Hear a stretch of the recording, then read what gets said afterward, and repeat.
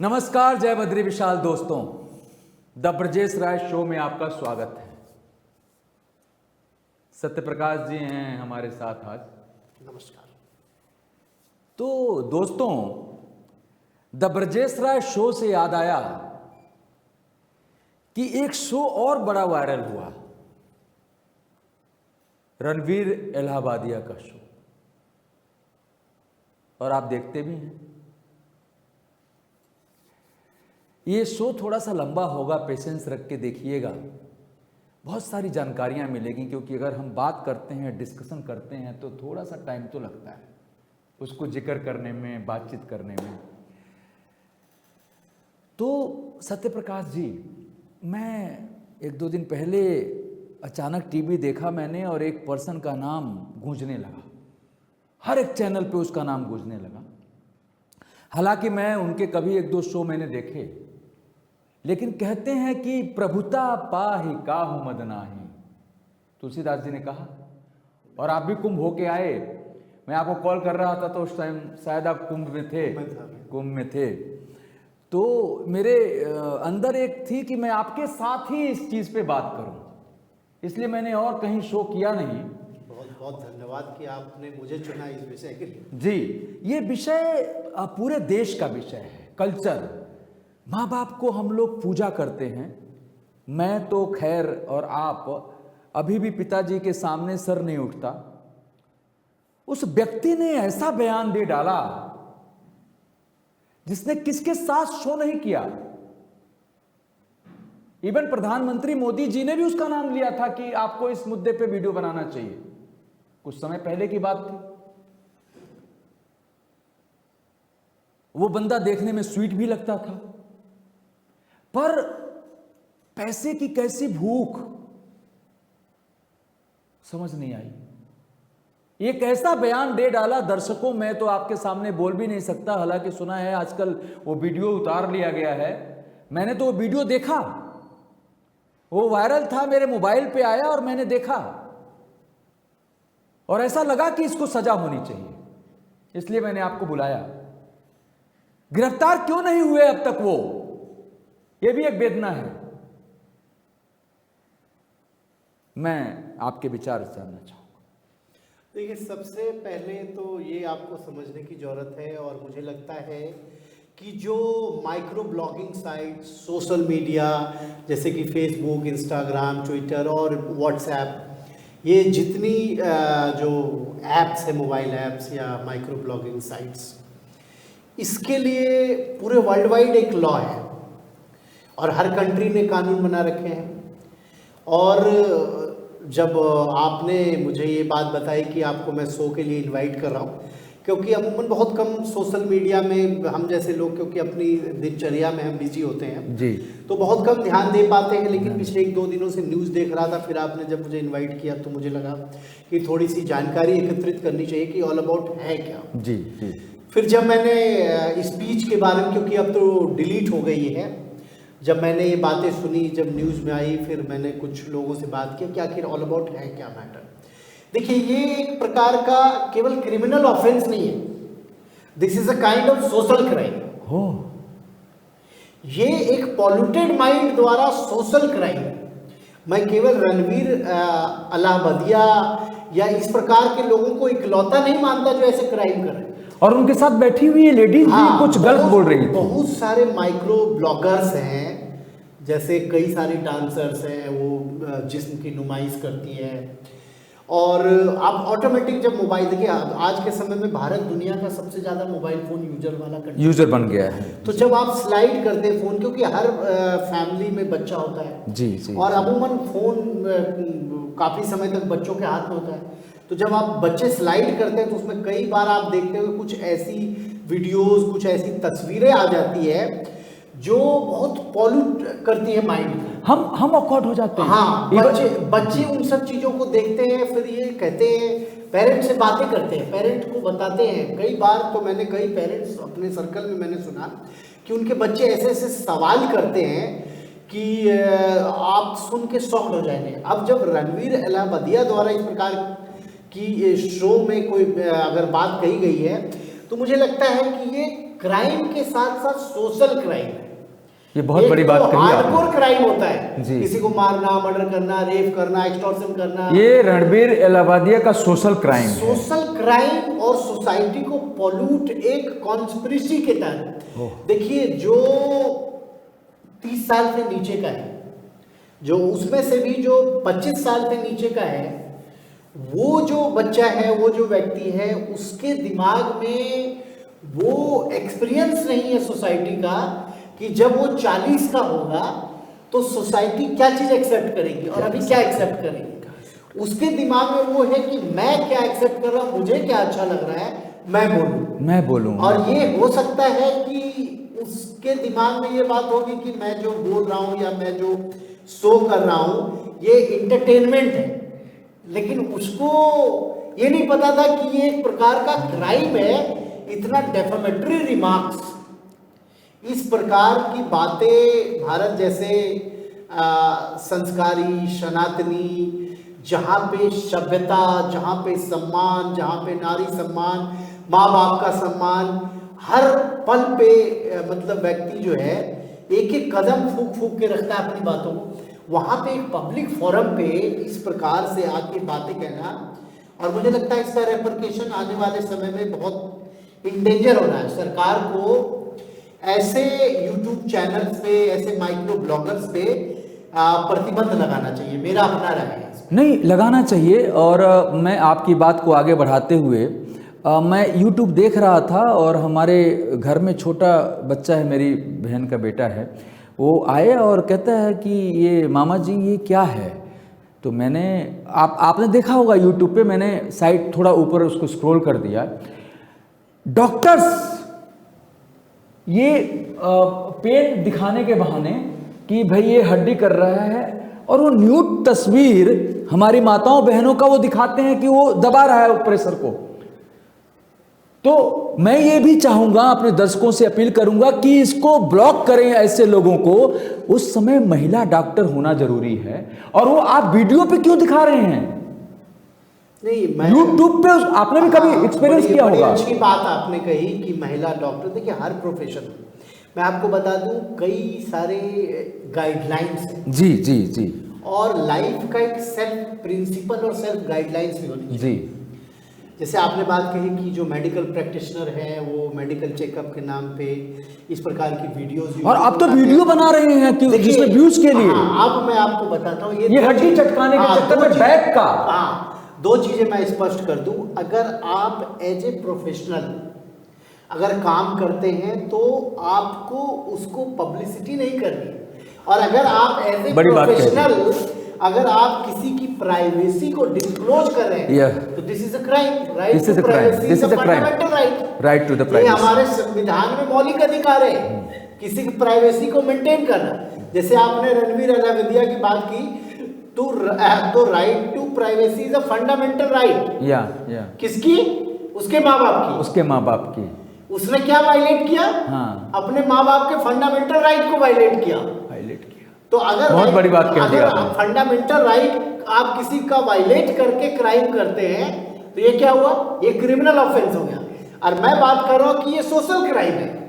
अगर broader level पे देखेंगे तो क्राइम, जो क्रिमिनल जस्टिस सिस्टम है, जो आप क्रिमिनल जूरिस्प्रूडेंस, जो जूरिस्ट है, वो ये मानते हैं कि क्राइम कहां से बोर्न एंड ब्रॉट अप होती है। किसी व्यक्ति का माइंड सबसे पहले पॉल्यूट होता है, उसके दिमाग में एक टॉक्सिकेशन बढ़ती है। कहां तक टॉक्सिक गया और कैसे बोला होगा उस इंसान ने, और क्यों नहीं उसको जेल होनी चाहिए। देखिए जो ऑफेंस है इसमें, जो BNS जो नया कानून अभी देश में लागू है, पहले तो इंडियन पिनल कोड था जी, 1 से 10 साल की सजा है और 10 लाख से 1 करोड़ तक की पेनाल्टी। तो उसको 10 साल की सजा मिलनी चाहिए और 1 करोड़ से ऊपर की पेनल्टी मिलनी चाहिए। Nature of crime, this is a big crime for me. This is a kind of grievous या, एंड ग्रीवियस को डिफाइन कौन करेगा? देखिए अगर किसी इंडिविजुअल के साथ उसने क्राइम किया होता, देखिए पूरे देश के माता और पिता जो हमारी माता है, जो हमारे पिता हैं, ये ब्रॉडर लेवल पे उसने एक चीज को, देखिए आज के समय में क्या है, 5 साल का बच्चा इंटरनेट यूज कर रहा है and he is well aware about the daily happenings.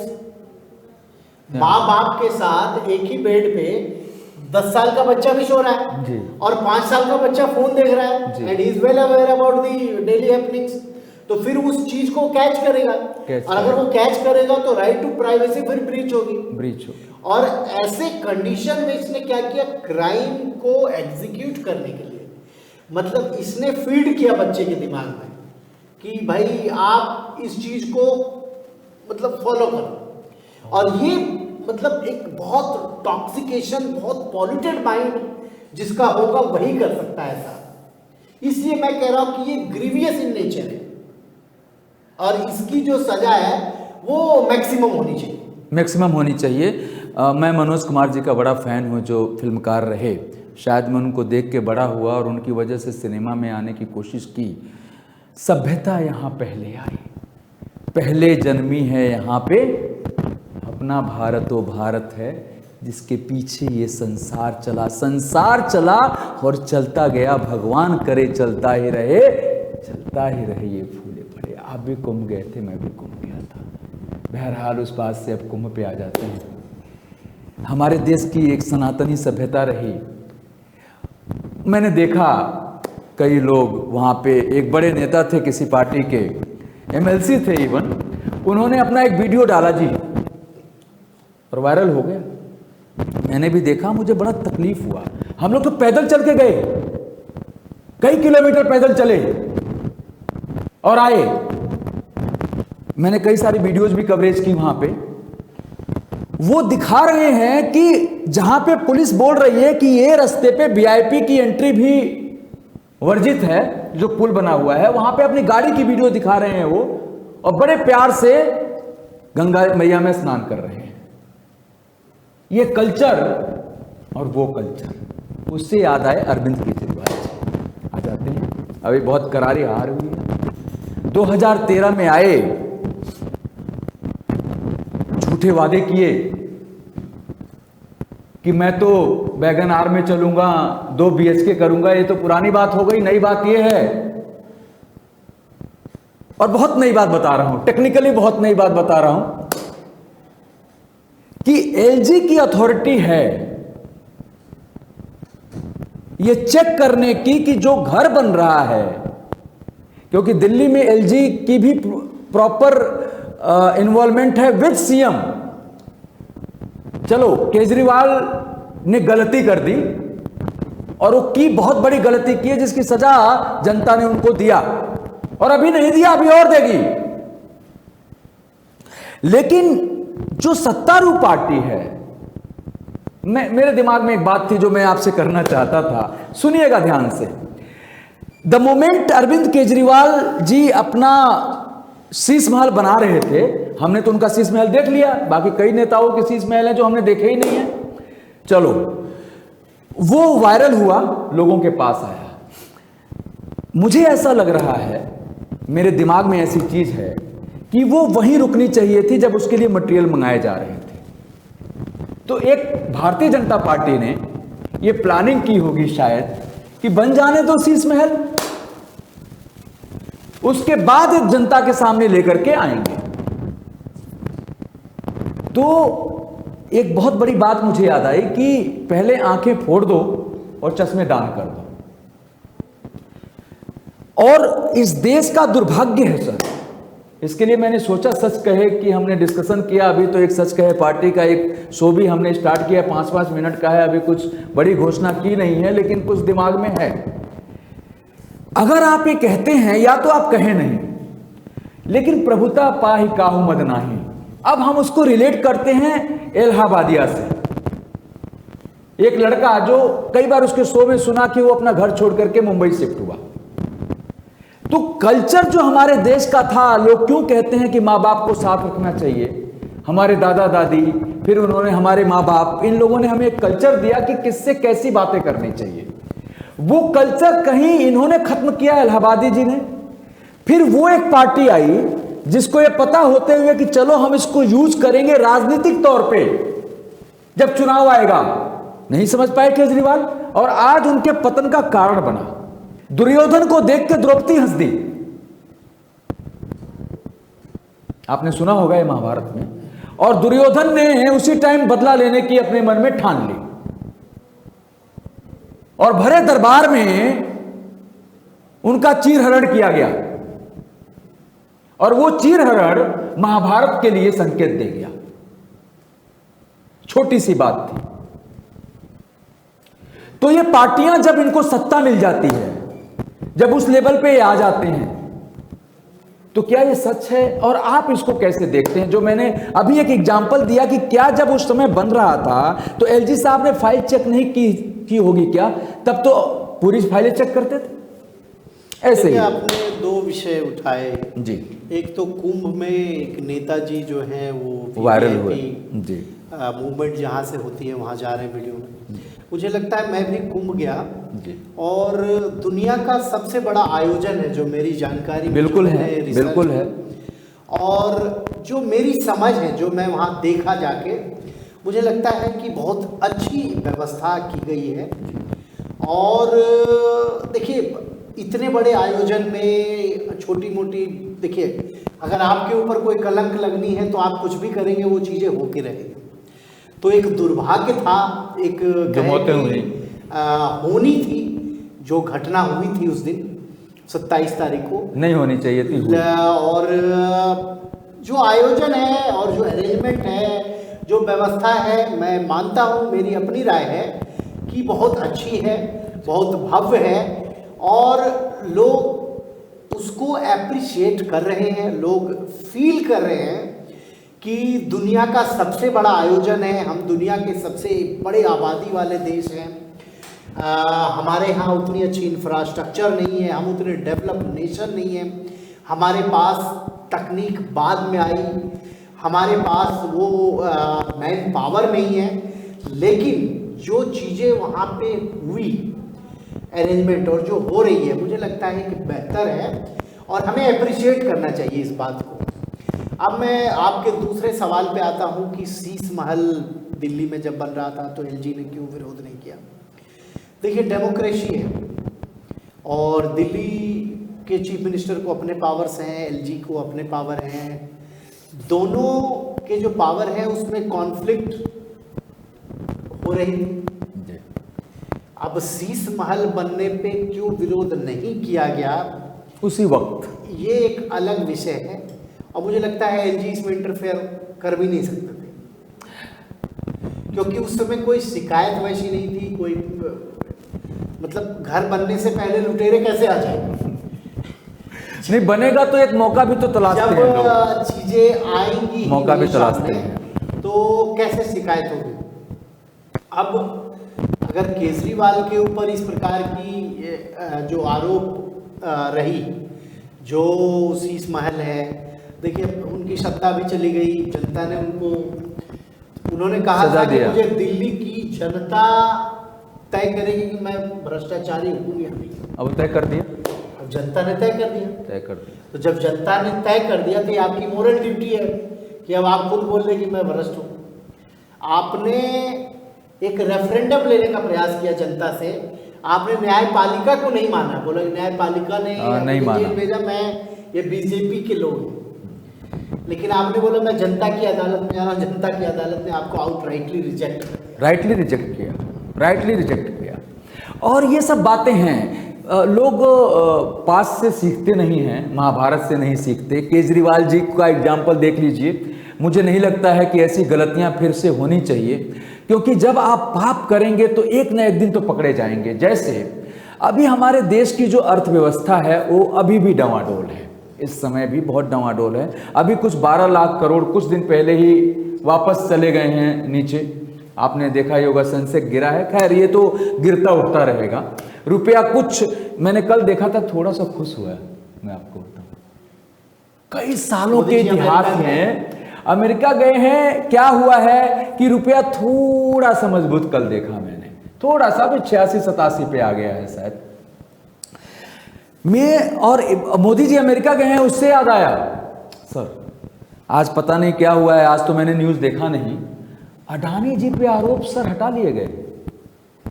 देखिए, सर वो जो नियम था, एक नियम होता है जहां तक, क्योंकि आपसे मैं पूछना चाहता था, आपने छेड़ दिया सवाल।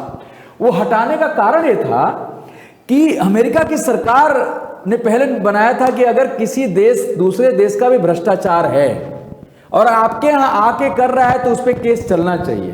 कानून ही खत्म कर दिया ट्रंप साहब ने। ऐसा सुनने में आया है सर, ऐसा सुनने में आया है। मैं इसकी आधिकारिक पुष्टि तो नहीं करता, पर मुझे ऐसा लग रहा है। और बहुत बड़ा जश्न बनाया गया और अडानी जी के शेयर तो बढ़े। ये जैसे खबर आई है शेयर बढ़े हैं। तो मैं ऐसा मानता हूं, पर्सनल तौर पे मैं ऐसा मानता हूं, एक क्योंकि हम लोग एक राजनीति की तरफ भी अग्रसर हो रहे हैं, देश बदलना है सर। ये क्रांति आई थी 1947 में और एक क्रांति आएगी 2025 में। सत्य प्रकाश जी, बदलना होगा ऐसे लोगों को जो झूठ बोलते हैं। ये झूठ बोलते हैं कि मैं बेगनार में चलूंगा, दो BHK के फ्लैट में रहूंगा मैं, और शीश महल बनवाते हैं, भ्रष्टाचार करते हैं। देखिए, जो आपने बात कही कि यूनाइटेड स्टेट ऑफ अमेरिका ने कानून को बदल दिया जी। देखिए, अमेरिका और भारत के बीच में क्या रिश्ते हैं जी, ये एक अलग विषय। नहीं, उन्होंने सबके लिए बदला है। इस विषय पे हम डिबेट नहीं कर रहे। नहीं, इस विषय पे नहीं। अब ये अच्छा हो, मैं एक चीज और, सॉरी इंटरप्ट करूंगा, इसमें जोड़ दूं। एक चीज पे और चाहूंगा। अमेरिका गए हैं प्रधानमंत्री मोदी जी। मैं शायद आज का न्यूज मैंने देखा नहीं है, शायद उन्होंने बोल दिया होगा। जो बेड़ियां लगा के लोग आए थे, वो मुद्दे पे भी बात करनी चाहिए। खैर, वो मैं गलत मानता हूं कि कोई इलीगल वे में किसी देश में जाके जाता है। जैसे रोहिंग्या भी हमारे यहां आते हैं तो हम अपोज करते हैं ना, उसका अपोज करते हैं उसका। लेकिन इतनी बेदर्दी से, और कुछ देशों ने सर मना किया। ब्राजील, उसने बोला हम बेड़ी रेसिप्ट नहीं करेंगे, हम अपना प्लेन भेज रहे हैं, हमारे लोगों को भेजो। भारत ने ऐसा नहीं किया।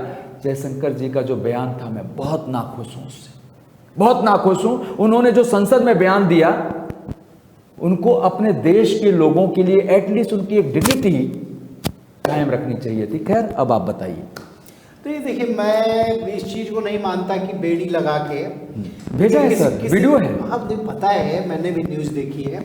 अभी 4 दिन बाद फिर कुछ जो इलीगल माइग्रेंट्स हैं उनको फिर अमेरिका डिपोर्ट करने वाली है। ओके, वापस वैसे ही। हाँ, अब कैसे करेगी ये तो बात कर। मोदी जी गए हैं, जरा बात कीजिएगा सर। बात कर रहा हूं मैं, मोदी सर प्लीज। आप देखिए, सरकार कभी भी नहीं चाहती है कि उसके किसी भी सिटीजन के साथ कोई ज्यादती हो। प्रवास पर जो संसद में बयान दिया उन्होंने, वो नहीं देना चाहिए था। थोड़ी संवेदना तो रखनी चाहिए थी, मुझे ऐसा लगता है। अपना देखिए, सरकार की ठीक है, क्या पॉलिसी है, पॉलिसी उनकी और पॉलिटिकल डिबेट जी। हम सरकार के पक्ष भी नहीं रख सकते, हम सरकार के खिलाफ भी नहीं बोल सकते, क्योंकि हमारा कंसर्न नहीं है कि हम उस विषय पे जाएं। नहीं, लेकिन हम as a Janata the Brajesh Rai show में हम ऐसा कुछ सजेशन देते रहे हैं पहले भी, और देते भी रहेंगे कि हमारा ये पक्ष है। मानना ना मानना, क्योंकि सत्ता में आप हैं, आप कीजिए, जब हम आएंगे तो हम करेंगे। नहीं, सरकार, मैंने आपको कहा ना कि सरकार कभी नहीं चाहती है कि उसके किसी भी सिटीजन को किसी भी कंट्री में कोई मॉलेस्टेशन, कोई एक्सप्लॉयटेशन, कोई टॉर्चर, पर ब्राजील ने किया, हो। लेकिन ब्राजील ने क्यों किया ऐसा? ब्राजील ने भी तो बोला कि हम हमारे लोगों को मत भेजिए। एक छोटा सा देश है सर हमारे मुकाबले से। भारत का कंपेयर नहीं कर सकते आप। भारत ब्राजील से बहुत आगे है। तो उसने, तो इसका मतलब वहां पे ह्यूमन राइट्स अच्छा है? नहीं, ब्राजील में ह्यूमन राइट्स, आपने इसके मतलब बहुत डिटेल में नहीं पढ़ा। ब्राजील में ह्यूमन राइट्स की स्थिति भारत से बहुत ही खराब है। लेकिन उन्होंने अपने लोगों को क्यों बुलवाया? देखिए, वो एक प्रोपोगेंडा मैं कह सकता हूँ। मैं इस चीज पे बहुत डीप में नहीं जाना चाहता, क्योंकि ठीक मैं बहुत ज्यादा डिटेल में उसको स्टडी नहीं किया, मैं उस विषय पे नहीं। ठीक है, लेकिन इतना जरूर है कि किसी भी कंट्री का लॉ है। अब जैसे रोहिंग्याज हो गया, हमारे कंट्री में आ जाते हैं, उसको भी डिपोर्ट किया जाता है। लेकिन हम बेड़ियां लगा के तो नहीं करते। अब हम और आप तो नहीं देख रहे। मैंने ऐसा कोई वीडियो नहीं देखा। और इससे पहले भी दोस्तों मैं बता दूं, मैंने ऐसा कोई वीडियो नहीं देखा जिसमें जयशंकर जी ने बिल्कुल ऑन रिकॉर्ड बोला है कि बेड़ियाँ नहीं लगवाई गई थी, बड़े प्यार से उनका मेडिकल हुआ, वो हुआ नहीं है। खैर ये तो आपके ऊपर है, आप देखिए। ठीक है सत्य प्रकाश जी, तो बहुत बहुत धन्यवाद आपका जो आप आए, और दर्शकों से विदा लेते हैं और अगले शो में किसी और के साथ द ब्रजेश राय शो में आपके साथ आते हैं। तब तक के लिए धन्यवाद।